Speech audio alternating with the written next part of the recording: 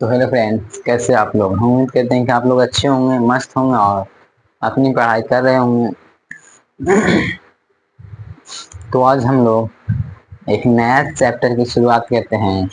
Science में chemistry आज start किया जाए, जो आपके एग्जाम में 5 अंक यहाँ से भी आ सकता है और 2 अंक भी। तो आज केमिस्ट्री की शुरुआत की जाए और उसका नाम है रासायनिक अभिक्रिया एवं समीकरण।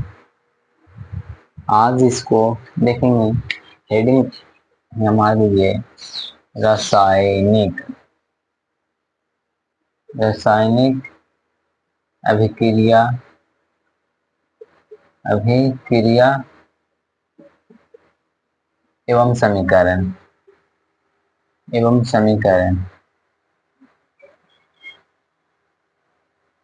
समीकरण।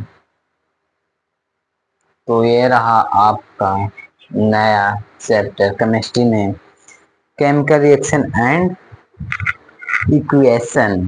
केमिकल रिएक्शन एंड इक्वेशन इसका अंग्रेजी में नाम है, लेकिन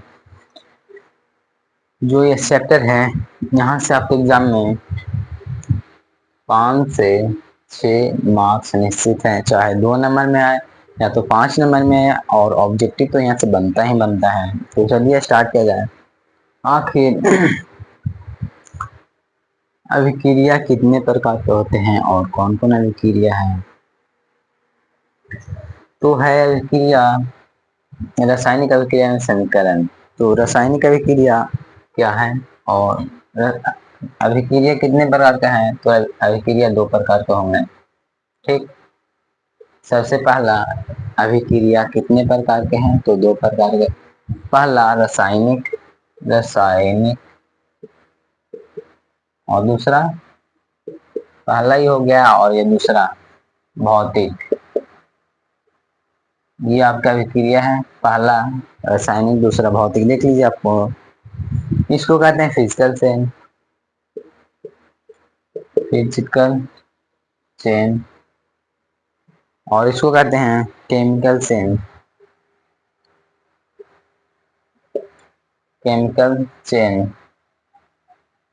तो क्या चैप्टर क्या था, रासायनिक अभिक्रिया समीकरण।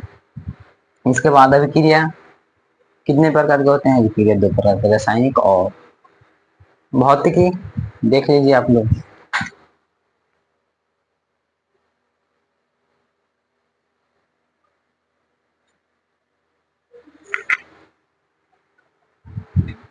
वो रासायनिक अभिक्रिया किसे कहते हैं, भौतिक अभिक्रिया किसे कहते हैं, इसके बारे में जानकारी लेते हैं।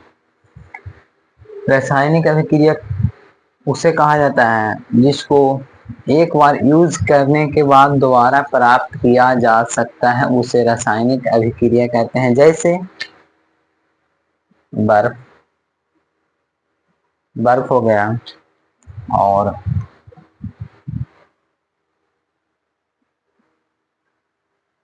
बर्फ हो गया यानी कि बर्फ को हम लोग पहले पानी की अवस्था में पहले जैसा ला सकते हैं। और यह हो गया भौतिक अभिक्रिया, जिसमें इसमें परिवर्तन हो जाने के बाद पुनः इसे वापस नहीं ला सकते हैं। ठीक, इसे ही हम लोग कहते हैं भौतिक अभिक्रिया। भौतिक अभिक्रिया अभिक्रिया अभिक्रिया अभिक्रिया यहाँ भी देते हैं। रासायनिक अभिक्रिया, भौतिक अभिक्रिया। जैसे इसमें हो जाएगा दूध से दही का बनना। क्या दही बन जाने के बाद वापस दूध आ सकता है, नहीं होगा ना। तो दूध दूध से दही।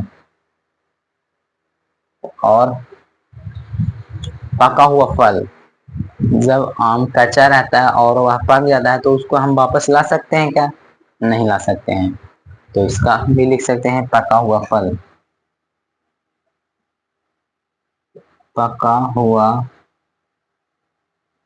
फल, बहुत सारा इसमें एग्जाम्पल है। जैसे और लिख सकते हैं लकड़ी का जलना, और दूध से दही बनना, चावल से अथी जो चावल है उससे भात का बनना, और बहुत सारा एग्जाम्पल दे सकते हैं। मैंने और लिख दे क्या, लिख देते हैं चावल बनना, चावल बनना, दूध से दही, और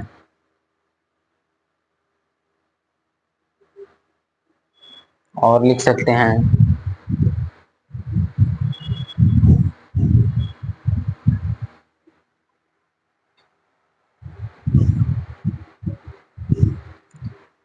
दूध से दही। चलिए 3 एग्जाम्पल काफी है, इसके लिए 3 ही एग्जाम्पल काफी है।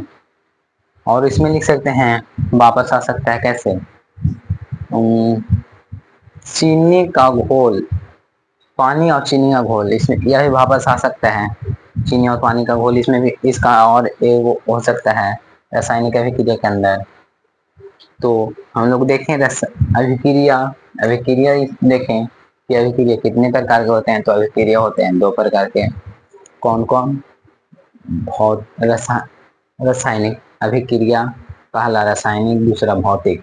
रासायनिक अभिक्रिया किसे कहा जाता है? वैसा अभिक्रिया जिसको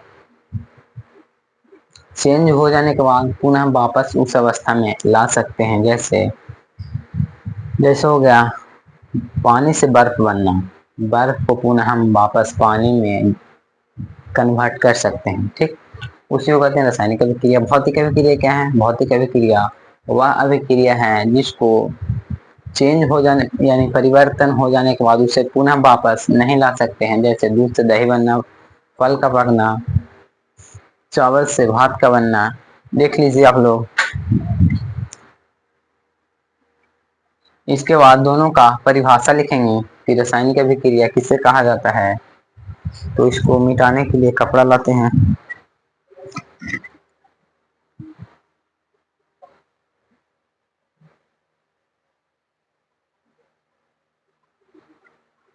तो कपड़ा आ गया है। इसमें एक एग्जांपल और ले सकते हैं, जल से बाष्पीकरण होना, जल का बाष्पीकरण, बाष्पीकरण होना, करण होना, ये एग्जांपल है। चलिए परिभाषा लिखते हैं, उसके बाद एग्जांपल नीचे लिख देंगे। तो इसको मिटा दें, थोड़ा पानी डाल देते हैं कपड़ा पे। कपड़ा पे पानी डालने के बाद मिटाते हैं थोड़ा सा।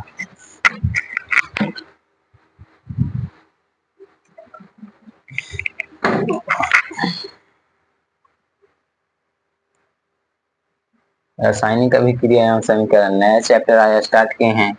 आप लोग जरूर देखिएगा इस वीडियो को और अधिक बच्चों के पास शेयर कीजिएगा, ताकि अच्छे से जौन बच्चा के पास यह वीडियो न जाए उसके पास जरूर शेयर कीजिएगा, ताकि वह देख सके और अच्छे से समझ सके।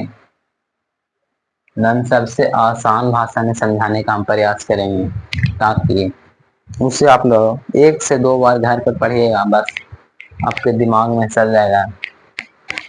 हम पूरी कोशिश करेंगे कि आपका दिमाग में यहीं से हम डाल दें। चलिए थोड़ा सा सूखने दीजिए बोर्ड को। उसके बाद हेडिंग पहला है रासायनिक अभिक्रिया, उसको परिभाषा लिखेंगे।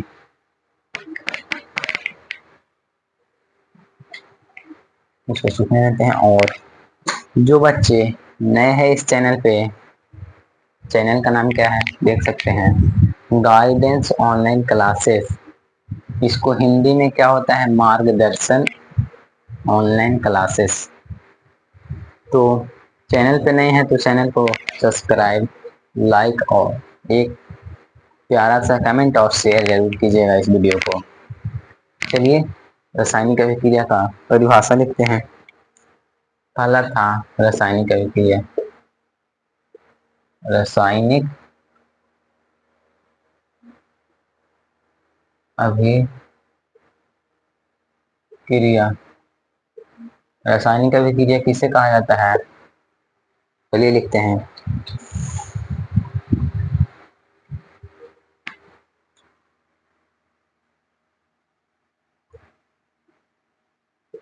किसी पदार्थ की, किसी पदार्थ की वह अवस्था, वह अवस्था,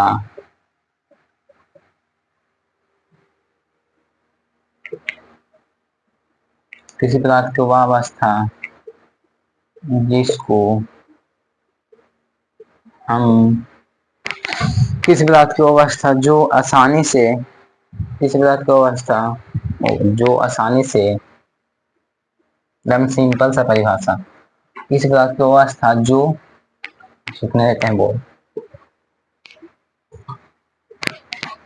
किसी पदार्थ की अवस्था जो, जो आसानी से, आसानी से पहले की अवस्था में आ जाए, आ जाए, आ जाए, एकदम सिंपल सा परिभाषा है, उसे रासायनिक अभिक्रिया कहते हैं। रासायनिक अभिक्रिया, रासायनिक अभिक्रिया कहते हैं।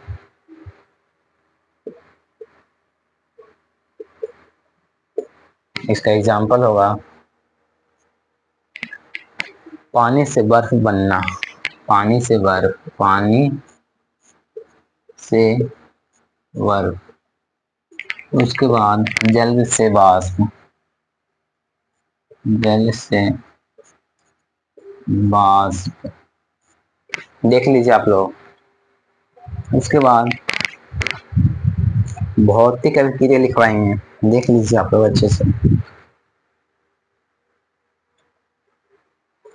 इसका परिभाषा है, एकदम सिंपल सा परिभाषा है जो बिना रटे याद हो सकता है। आप लोग बोल सकते हैं रासायनिक अभिक्रिया कैसे करना है, आप लोग से कोई पूछ देगा तो रासायनिक अभिक्रिया कैसे करना है, तो अभिक्रिया जिसको हम पहले की अवस्था में न ला सकते हैं, अपना मन से लिखने का होता है बिहार बोर्ड में, क्योंकि पहले ही स्लाइड पे लिखा होता है विद्यार्थी यथासंभव अपने शब्दों में उत्तर दे, यानी विद्यार्थी अपने भाषा में उत्तर दे। जो एग्जामिनर होता है वह बच्चों को, उसकी माइंड चेक करता है कि यह बच्चा इस प्रश्न के बारे में क्या जानता है, इसके बारे में क्या लिखता है, वही पढ़ता है, और जिसको अच्छा लगता है पढ़ने अपना मन से लिखता है, जो उसको अच्छा लगता है तो नंबर जितना का रहता है उतना नंबर मिल जाता है। तो अपना मन से लिखिएगा। यह भी औला है, रासायनिक अभिक्रिया कैसे करते हैं, किसी पदार्थ को अवस्था जो आसानी से, जो आसानी से पहले की अवस्था में आ जाए, यानी एक बार चेंज हो जाने के बाद उसको हम वापस ला सकते हैं, उसे रासायनिक अभिक्रिया। और इसके बाद भौतिक अभिक्रिया, दो में भौतिक अभिक्रिया, भौतिक, भौतिक अभिक्रिया, अभिक्रिया, भौतिक अभिक्रिया किसे कहते हैं, किसी पदार्थ की अवस्था, किसी पदार्थ की वह अवस्था, किसी पदार्थ की अवस्था जो आसानी से, जो आसानी से, आसानी से पहले की, पहले की अवस्था, किसी पदार्थ की अवस्था जो आसानी से पहले की अवस्था में न आए, न आए, उसे भौतिक अवस्था कहते हैं, यानी फिजिकल चेंज। उसे केमिकल चेंज कहा जाता है, केमिकल चेंज कहा जाता है। इस पदार्थ की अवस्था जो आसानी से पहले की अवस्था में न आए उसे भौतिक अवस्था कहा जाता है, भौतिक अवस्था कहते हैं या कहलाता है, कहते हैं। ठीक, इसका एग्जाम्पल, एग्जाम्पल है दूध से दही, दूध से दही, बनना, ठीक। चावल से भात, देख लीजिएगा, पता लग रहा होगा। देख लेते हैं कि पता लग रहा है या नहीं। ठीक है, पता लग रहा है। चलिए दोनों को फिर से अच्छे से जानकारी लेते हैं। अभिक्रिया दो प्रकार के हैं, कौन कौन? रासायनिक अभिक्रिया, भौतिक अभिक्रिया। रासायनिक अभिक्रिया किसे कहते हैं? किसी पदार्थ की अवस्था जो आसानी से पहले की अवस्था में आ जाए, जैसे बर्फ से पानी, यानी पानी से बर्फ, तो उसको वापस ला सकते हैं पानी में। भौतिक अभिक्रिया वह अभिक्रिया है जिसको हम लोग पहले की अवस्था में नहीं ला सकते हैं। जैसे पानी पी लेते हैं थोड़ा सा, जैसे दूध से दही बनना।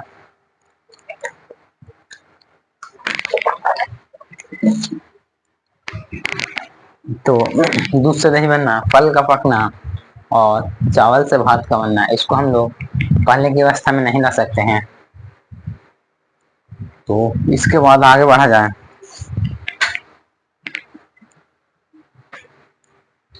इसके बाद नोट में लिखना है। तो आई होप आप लोग इसको अच्छे से देख लिए होंगे। तो चलिए मिटाते हैं इसको, मिटाना जाए इसको।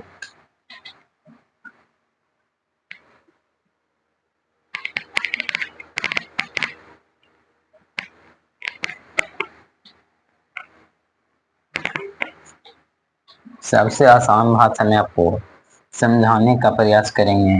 ऐसा परिभाषा और किसी प्लेटफॉर्म पे नहीं मिल सकता है। आप लोग एक बार जरूर ट्राई कर लीजिएगा। नोट में लिखना है तो यहाँ पे इंक डाल देते हैं, ताकि नोट वाला अच्छा से पता लग सके और आपका ऑब्जेक्टिव बन सके।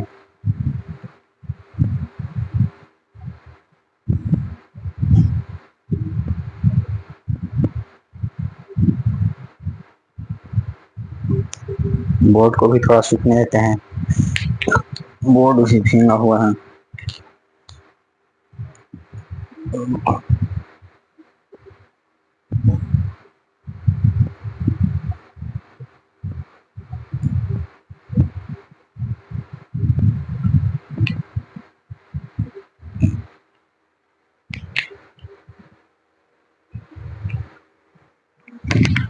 तो मार्कर में इंक हो गया। चलिए नोट का हेडिंग मारते हैं। देख सकते हैं आप, साफा पता लगेगा नोट में क्या लिखना है। तो नोट में लिखना है, नोट में लिख लेना है, भौतिक परिवर्तन में कोई नया गुण वाला पदार्थ नहीं बनता है। यानी भौतिक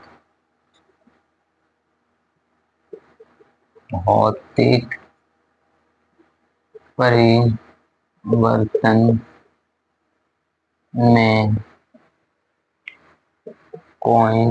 कोई नया वाला गुण नहीं बनता है, नहीं बनता है। तो भौतिक परिवर्तन में कोई नया वाला गुण नहीं बनता है, यही आपके नोट में लिखना था।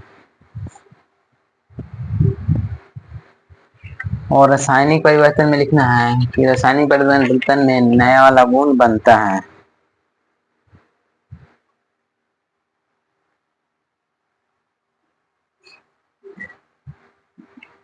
तो नोट ही फर्स्ट था, ये सेकंड है, नोट टू है। रासायनिक परिवर्तन में, रासायनिक परिवर्तन में नया वाला गुण बनता है। तो यही लिखना था, देख लीजिए आप लोग।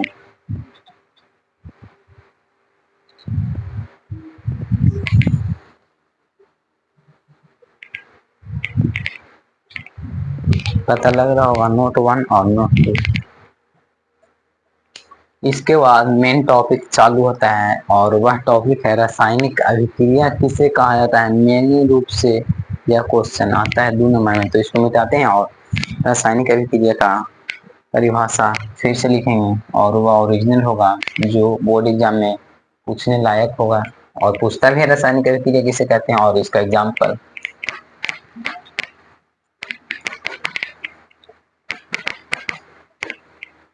तो हेडिंग लगाइएगा आप लोग रासायनिक अभिक्रिया।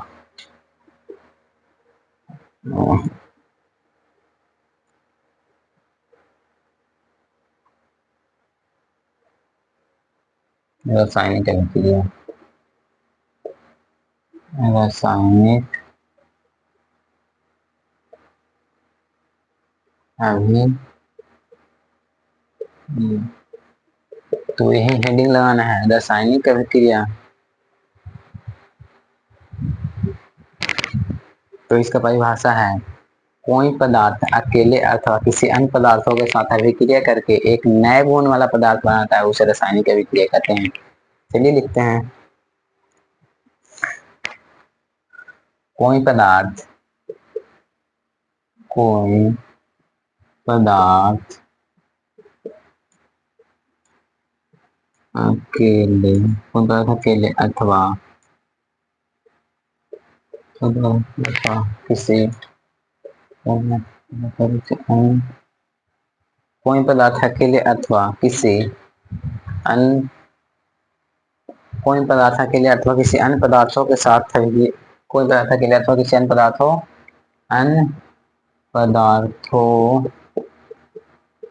के साथ अभिक्रिया करके, अभिक्रिया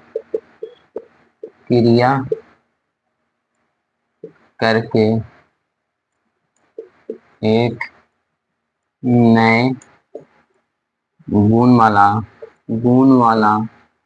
पदार्थ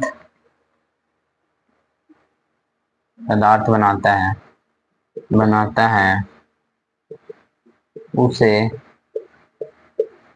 रासायनिक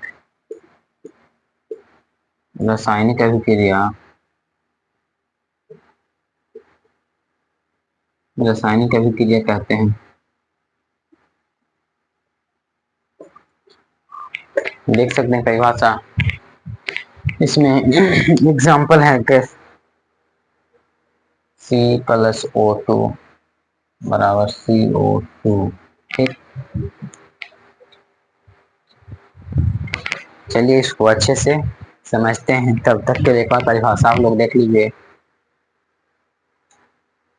परिभाषा आप लोग को पता लग रहा होगा, बहुत सिंपल परिभाषा है। ठीक, कोई पदार्थ अकेले अथवा अन्य पदार्थों के साथ अभिक्रिया करके एक नए गुण वाला पदार्थ बनाता है, उसे रासायनिक अभिक्रिया कहते हैं। ठीक से, कोई पदार्थ अकेले अथवा किसी अन्य पदार्थों के साथ अभिक्रिया करके एक नया गुण वाला पदार्थ बनाता है, उसे रासायनिक अभिक्रिया कहते हैं। जैसे CO2 यानी कार्बन डाइऑक्साइड, C किससे अभिक्रिया किया? O2 से। यह कार्बन, इसको कार्बन है, कार्बन किससे अभिक्रिया? ऑक्सीजन के साथ अभिक्रिया किया तो कार्बन डाइऑक्साइड बना लिया। ऑक्सीजन यहाँ पे अभिक्रिया किया, दोनों मिलके C+O2 अभिक्रिया किया तो CO2 बन गया।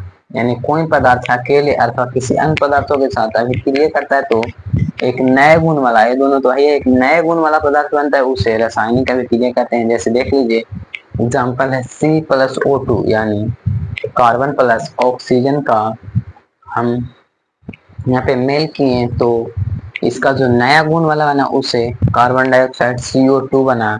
इसे ही हम लोग रासायनिक अभिक्रिया कहते हैं। तो आई होप आप लोग अच्छे से समझ गए होंगे, और मैं सबसे आसान तरीका से समझाने का प्रयास किया हूँ। फिर से एक बार समझा देते हैं, C+O2 बराबर CO2 आखिर हुआ कैसे?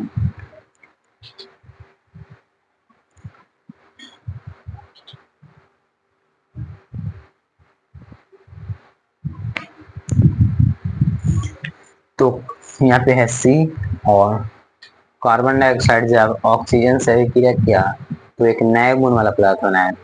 नया गुण वाला पदार्थ कौन बना? Carbon dioxide, CO2। बहुत सिंपल है। इसके बाद चलिए आगे बढ़ते हैं। फिर रासायनिक अभिक्रिया को दो भागों में बांटा गया है। ठीक, तो इसको मिटाते हैं और कौन कौन है दो भाग उसके बारे में जानकारी लेते हैं। तो इसको हो गया, इसको मिटा दिए। अब रासायनिक अभिक्रिया के रासायनिक अभिक्रिया को दो भाग में बांटा गया, कौन कौन भाग है चलिए उसको पढ़ते हैं। तो रासायनिक अभिक्रिया के दो भाग में बांटा गया है, अभिकारक और प्रतिफल। पहला है अभिकारक,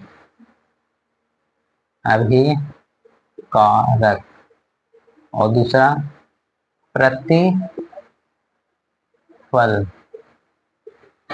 यही है पहला दूसरा। आप लोग इस बात को याद रखिएगा कि यहाँ जितना जल्द आपका टॉपिक समाप्त किया जाता है, जितना आसान भाषा में समझा के टॉपिक समाप्त किया जाता है, किसी अन्य प्लेटफॉर्म पे आप नहीं देख सकते हैं, क्योंकि अच्छे से समझा भी देते हैं और जितना जल्द हो सके आपका सिलेबस पूरा कर देंगे।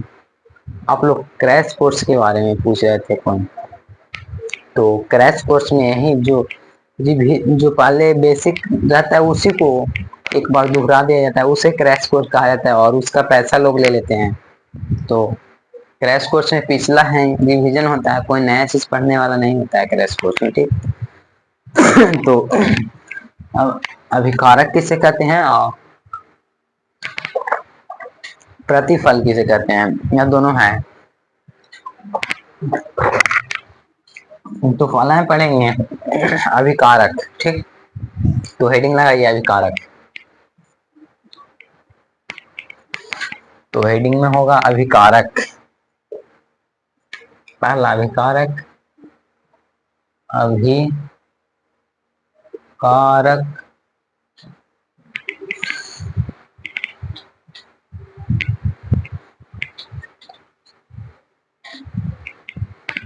अभिकारक है वैसा पदार्थ जो रासायनिक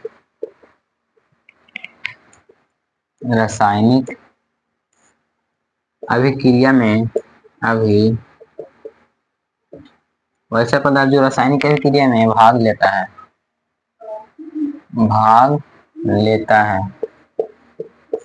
है, ठीक, उसे अभिकारक कहते हैं, कारक कहते हैं। तो यही था अभिकारक।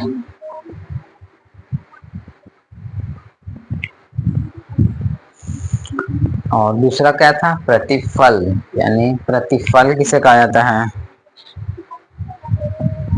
तो दूसरा में होगा प्रतिफल। दोनों को लिख देते हैं, उसके बाद अच्छे से समझेंगे। प्रतिफल, यही है आपका दूसरा प्रतिफल।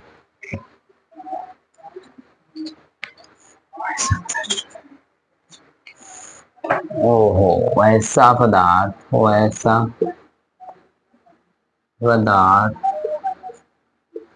जो रासायनिक अभिक्रिया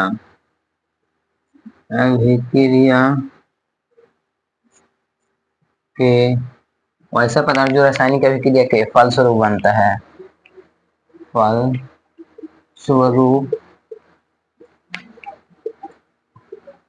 बनता है, ठीक, उसे प्रतिफल कहते हैं, उसे प्रतिफल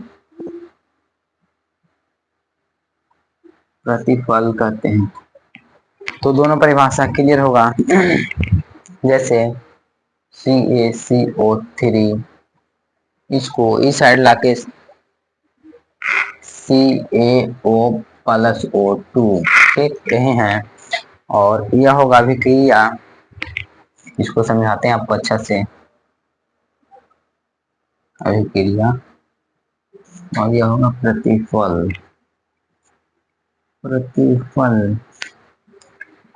चलिए समझते हैं। रासायनिक अभिक्रिया दो भाग में बांटा गया है, प्रतिफल, अभिकारक और प्रतिफल। अभिकारक किसे कहते हैं, वो ऐसा पदार्थ जो रासायनिक अभिक्रिया में भाग लेता है,